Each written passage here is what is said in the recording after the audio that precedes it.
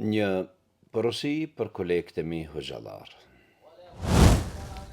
Hoxhallar të dashur, mos u përsëritni pa ndërprer njerëzve që muaji i agjerimit është muaj i bekuar dhe në të duhet agjëruar dhe se në të ka shpërblime të mëdha, nga se këtë e dinë të gjithë.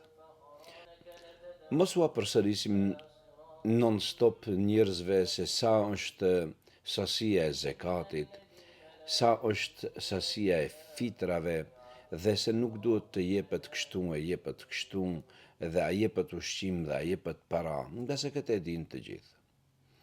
Po e janë që të regojmë njerëzve se ata të cilët e prishin agjërimin në një shtëpi, pra qelin iftar në një shtëpi ku është e vjedhur dhe u zorpuar me padrejt, aty nuk ka agjërim, derisa t'i kthehet shtëpia aty që ja keni marrë. Po e janë që të regojmë njerëzve se ata që e prishin agjërimin me punë të ndaluara me vepra haram, aty nuk ka agjërim.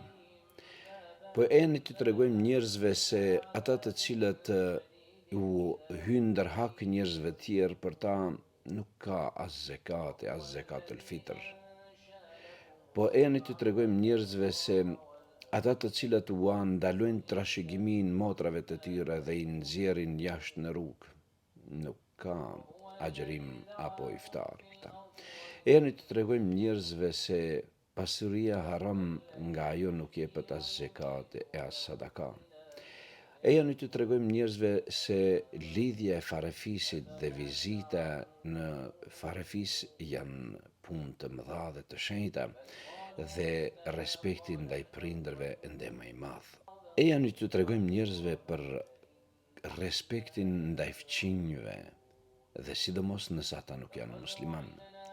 E janë që të regojmë njerëzve për shenjtërinë e pasurisë publike dhe pronës shtetërore, dhe se agjërimi nuk e kompenzon këtë mëkat të madh. E janë që të regojmë njerëzve se pasojat në shoqëri për padrejtësi të cilët bëhen nuk i kompenzon as sadakaja e as zekati. E janë që të regojmë njerëzve se është ndaluar monopolizimi i mallrave. E janë që të tregojmë njerëzve se feja është sjellje dhe marrëdhënie në shoqëri, përpara se të jetë lidhje me Zotin për ty. E janë që të tregojmë njerëzve se ajo që është midis meje dhe Zotit është e mirë, por ajo është private për mua. Por ajo që është mes njerëzve nuk falet pa drejtësi dhe pa devotshmëri. Kështu feja kthehet në vendin e saj dhe të vërtetën. E janë t'ju tregojmë njerëzve se ndershmëria në tregti është rruga më e mirë për sadaka dhe bereqet.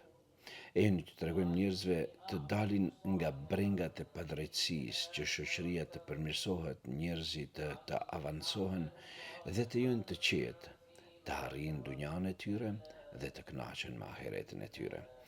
Dhe e janë t'ju tregojmë njerëzve se qëllimi i Ramazanit ky është, pra la'allakum tattaqun, me qëllim që të bëheni të devotshëm. Allahu a pranoft.